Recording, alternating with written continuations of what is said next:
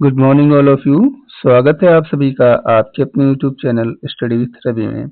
आज है तारीख 18 जून 2026 और आज के इस लेक्चर में हम कवर करेंगे करंट अफेयर के कुछ बेहद इंपॉर्टेंट क्वेश्चन जो आपके एग्जाम और नॉलेज दोनों के लिए बेहद महत्वपूर्ण है। तो चलिए शुरू करते हैं। पहला क्वेश्चन है हमारा, निम्न में से किस देश ने हाल ही में प्रधानमंत्री को अपना सर्वोच्च राष्ट्रीय सम्मान प्रदान किया है? तो ये प्रदान किया है स्लोवाकिया ने। ठीक है, जान लेते हैं इसके बारे में। प्रधानमंत्री नरेंद्र मोदी को हाल ही में जून 2026 में स्लोवाकिया का सर्वोच्च नागरिक सम्मान the order of the white double cross जो है मिला है। यह पुरस्कार उन्हें स्लोवाकिया के राष्ट्रपति पीटर पेलेग्रिनी द्वारा राजधानी ब्रातिस्लाविया में एक विशेष समारोह के दौरान जो है प्रदान किया गया है। ठीक है, यह सम्मान भारत और स्लोवाकिया के बीच द्विपक्षीय संबंधों को मजबूत करने और रणनीतिक साझेदारी को बढ़ावा देने के लिए जो है उनके योगदान के लिए उनको प्रदान किया गया है। ठीक है, तो याद रखिएगा स्लोवाकिया के द्वारा ये जो है पुरस्कार दिया गया, पीएम मोदी जी को दिया गया। नाम क्या है इसका? तो नाम याद रखिएगा। ठीक है, the order of the white double cross जो है इसका नाम है। ठीक है, चलिए आगे बढ़ते हैं। यह किसी भी विदेशी देश द्वारा पीएम मोदी को दिया जाने वाला जो है 33वां पुरस्कार है। टोटल अभी तक मोदी जी को जो है 33 इंटरनेशनल अंतर्राष्ट्रीय लेवल के जो है पुरस्कार मिल चुके हैं। ठीक है, साल 1993 में स्लोवाकिया के स्वतंत्र राष्ट्र बनने के बाद वहां का दौरा करने वाले ये जो है पहले जो है प्रधानमंत्री भी बन गए हैं। ठीक है, प्रधानमंत्री नरेंद्र मोदी को पहला अंतर्राष्ट्रीय पुरस्कार ऑर्डर ऑफ द अब्दुल अजीज अल सऊद जो कि सऊदी अरब के द्वारा जो है दिया जाने वाला इनका सर्वोच्च पुरस्कार है। ठीक है, यह पुरस्कार उन्हें 3 अप्रैल 2016 को सऊदी अरब में रियाद के किंग सलमान बिन अब्दुल अजीज के द्वारा जो है प्रदान किया गया था। ठीक है, पहला पुरस्कार इनका ये रहा है। ये 33वां पुरस्कार है जो अभी स्लोवाकिया के द्वारा इनको दिया गया है। ठीक है, तो याद रखिएगा, इंपॉर्टेंट है। 33वें का नाम याद रखिएगा। इसका नाम जो है the order of the white double cross इसका नाम रखा गया है। चलिए आगे बढ़ते हैं अगले प्रश्न की तरफ। अगला प्रश्न है हमारा, हाल ही में किस भारतीय राज्य में लिक्स मकड़ी की एक नई प्रजाति जिसका नाम हमाटालिवा माओलिंगोट जो है खोजी गई है। ठीक है, तो इसको खोजा गया है अरुणाचल प्रदेश में। ठीक है, जान लेते हैं इसके बारे में। सॉरी, माफ करिएगा, इसको जो है मेघालय में खोजा गया है। जून 2026 में भारतीय वैज्ञानिकों ने मकड़ी की सबसे नई प्रजाति मेघालय की पूर्व खासी हिल्स जिले के माओलिंगोट गांव में जो है खोजी है। इस नई प्रजाति का नाम जो है गांव के नाम पर जो है हमातलीवा माओलिंगोट रखा गया है। यह मकड़ी इंसानी खून से छोटी है, इंसानी नाखून से भी छोटी है और यह जाला नहीं बुनती बल्कि अपनी तेज नजरों से क्या करती है, शिकार के लिए जानी जाती है। तो नाम याद रखिएगा, इसका नाम है हमाटालिवा माओलिंगोट इसका नाम है। कहाँ खोजी गई? तो मेघालय में खोजी गई है। ठीक है, मेघालय के किस जिले में खोजी गई? तो माओलिंगोट नाम का एक जिला है, वहीं पे इसको खोजा गया, उसी के नाम पे इसका नाम रखा गया है। ठीक है, चलिए आगे बढ़ते हैं। अगला प्रश्न है हमारा, किस कंपनी ने light armoured multipurpose vehicle Simha 4x4 अनावरण करने के लिए पैरामाउंट के साथ साझेदारी की है? तो ये साझेदारी की है कल्याणी स्ट्रेटेजिक सिस्टम लिमिटेड ने जो ये साझेदारी की है। ये है क्या, पहले ये जान लेते हैं। ठीक है, किसके साथ जो है साझेदारी हुई? तो भारत फोर्स लिमिटेड की पूर्ण स्वामित्व वाली रक्षा सहायक company Kalyani strategic system limited ने वैश्विक रक्षा कंपनी पैरामाउंट के साथ जो है साझेदारी की है। ठीक है, दोनों कंपनियां मिलकर पेरिस में आयोजित एरोस्ट्री 2026 रक्षा प्रदर्शनी के दौरान सिम्हा 4x4 लाइट और मल्टी व्हीकल का जो है इन्होंने अनावरण किया है। ठीक है, इसकी विशेषता क्या है?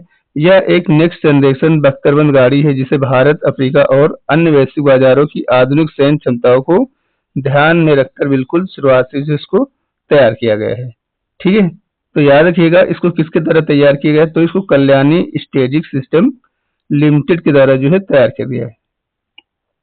नाम याद रखिएगा, सिम्हा 4x4। ठीक है, किस कंपनी ने बनाया है? तो इसको लाइट और मल्टीपर्पज व्हीकल्स ने जो है बनाया है पैरामाउंट के साथ साझेदारी करके। चलिए आगे बढ़ते हैं अगले क्वेश्चन की तरफ। अगला क्वेश्चन है हमारा, ग्लोबल स्टार्टअप इकोसिस्टम रिपोर्ट 2026 में एशिया के एआई ने स्टार्टअप क्लस्टर में कौन सा शहर जो है दूसरे स्थान पर रहा है?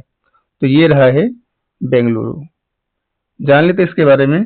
स्टार्टअप जीनोम द्वारा जारी ग्लोबल स्टार्टअप इकोसिस्टम रिपोर्ट में जो के अनुसार जो है एशिया में पहला स्थान जो है एआई नेटिव स्टार्टअप क्लस्टर में जो बीजिंग का पहला स्थान रहा है, ठीक है। वही दूसरे स्थान पे हमारे देश का बेंगलुरु शहर है, इसको याद रखिएगा। चलिए आगे बढ़ते हैं थोड़ा। और वैश्विक स्तर की अगर बात की जाए तो वैश्विक स्तर पर सबसे पहले आ जाता है सिलिकॉन वैली, दूसरे पे न्यूयॉर्क सिटी, तीसरे पे लंदन आ जाता है, ठीक है। ये वर्ल्ड लेवल पे टॉप एआई स्टार्टअप में शहर है, इनको याद रखिएगा। भारत में बेंगलुरु जो कि सेकंड नंबर पे एशिया में, ठीक है। फर्स्ट नंबर पे चाइना का बीजिंग शहर आ जाता है, इनको याद रखिएगा, ठीक है। चलिए इंपॉर्टेंट क्वेश्चन है। अगला हमारा क्वेश्चन है, टिक लगा लीजिएगा, ये इंपॉर्टेंट क्वेश्चन रहने वाला है आपके एग्जाम पर्पज से।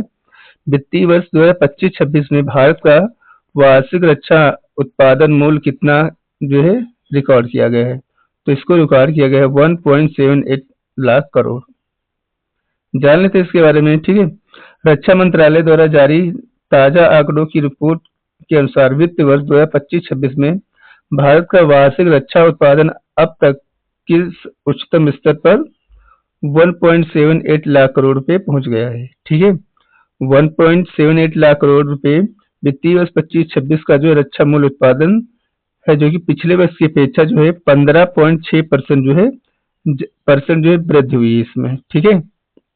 वही 1.54 करोड़ ये था 24-25 का, ठीक है। 20-21 का था 84,643 करोड़, 13-14 का था 43,786 करोड़, ठीक है। तो ये याद रखिएगा, इसमें इस बार वृद्धि हुई। वृद्धि का कारण क्या, ये भी हम जान लेते हैं, ठीक है। यह सब भारत सरकार के आत्मनिर्भर और मेक इन इंडिया अभियान के तहत संभव हुआ है। सरकार का मुख्य उद्देश्य हथियारों और सैन्य उपकरणों के लिए दूसरे देश से निर्भरता को कम करना जो है इसका मेन उद्देश्य है, ठीक है। मोस्ट ऑफ द चीजें जो किया इस बार जो है खुद से ही डेवलप की गई है। तो याद रखिएगा, इसका जो बजट इस बार का 1.7 करोड़ जो है उत्पादन हुआ है रक्षा के क्षेत्र में। चलिए आगे बढ़ते हैं अगले प्रश्न की तरफ। अगला प्रश्न है हमारा, जून 2026 में राष्ट्रीय जांच एजेंसी के महानिदेशक के रूप में जो है किसे नियुक्त किया गया है? तो ये नियुक्त किए गए हैं सुंदरराज पटिलिंगम जी को जो है नियुक्त किया गया है। जान लेते हैं इनके बारे में, ठीक है।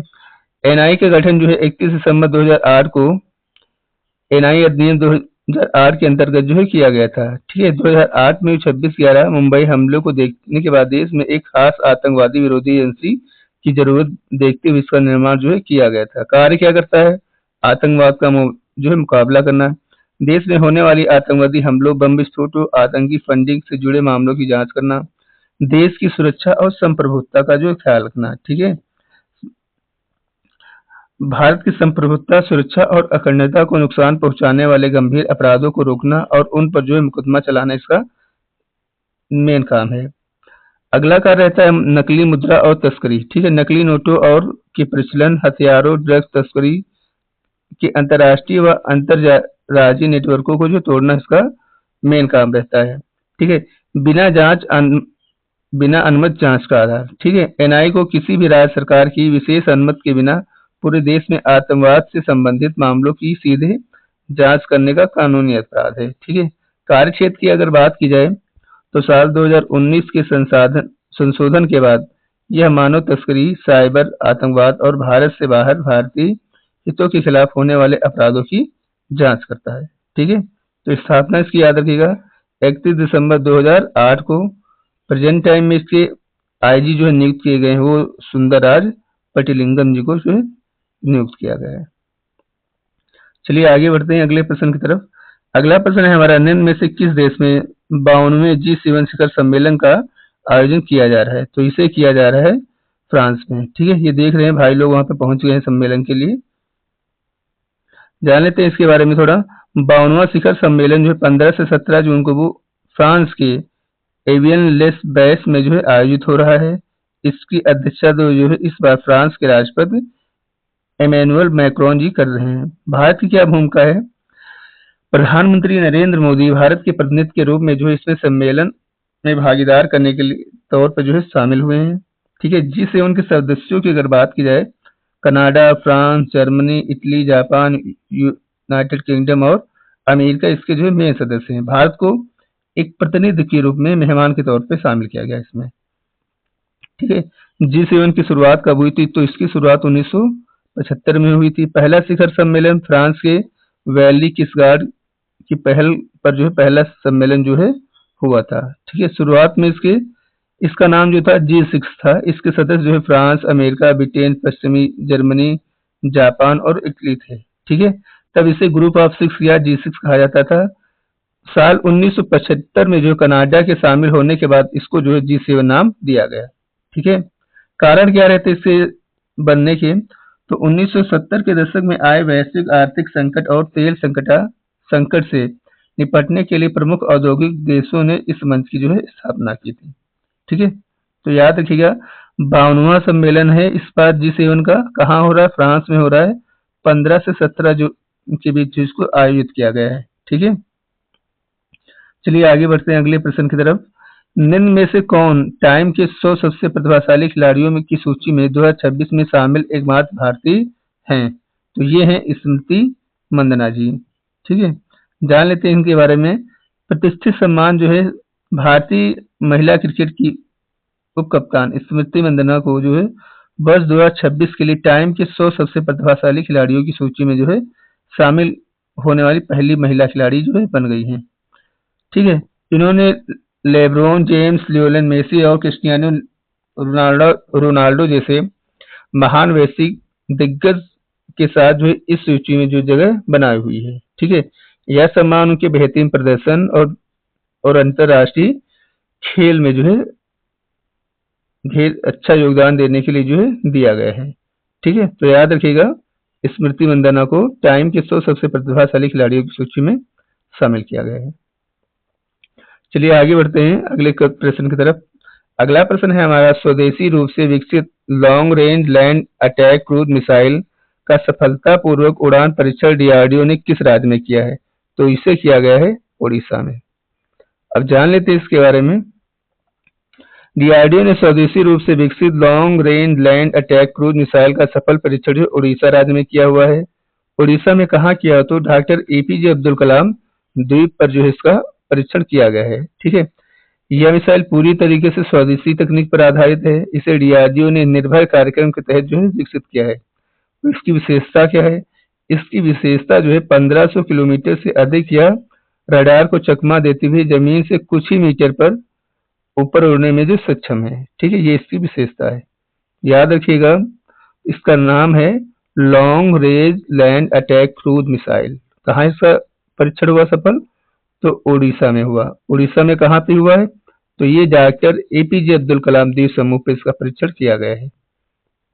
चलिए आगे बढ़ते हैं। मिस्टर बीस्ट किस देश से संबंधित है जो 500 मिलियन सब्सक्राइब वाले दुनिया के पहले यूट्यूबर बन गए हैं? तो ये बिलोंग करते हैं भैया अमेरिका से। ठीक है, जान लेते हैं इसके बारे में थोड़ा। यूट्यूब की शुरुआत 14 फरवरी 2005 को हुई थी। इसे पेपाल के 3 कर्मचारी चार्ड हार्ली, स्टीव जेन, जावेद करीम ने जो है मिलकर किया हुआ था। ठीक है, पहला वीडियो किसने डाला था? पहला वीडियो यूट्यूब पर जो है जावेद करीम ने डाला था 23 अप्रैल 2005 को रात को 8:27 पर। ठीक है, वीडियो का टाइटल क्या था? वो था मी एट द जू, इसका टाइटल रखा गया था। ठीक है, और भारत में अगर सबसे ज्यादा सब्सक्राइबर की अगर बात की जाए तो वो है टी सीरीज, एक फिल्मी कंपनी है, उसके हैं 312 मिलियन। ठीक है, ये भारत के नहीं वैसे ओवरऑल वर्ल्ड के माने जाते हैं। ठीक है, तो ये याद रखिएगा 500 सब्सक्राइबर पूरा करने वाले पहले यूट्यूबर बन गए मिस्टर बीस्ट, अमेरिका से बिलोंग करते हैं। चलिए आगे बढ़ते हैं। तो आज के सेशन में इतना ही। अगर आपको सेशन अच्छा लगा है तो वीडियो को लाइक कर दीजिएगा, शेयर कर दीजिएगा। मिलते हैं अगली क्लास में, तब तक के लिए टेक केयर, बाय बाय।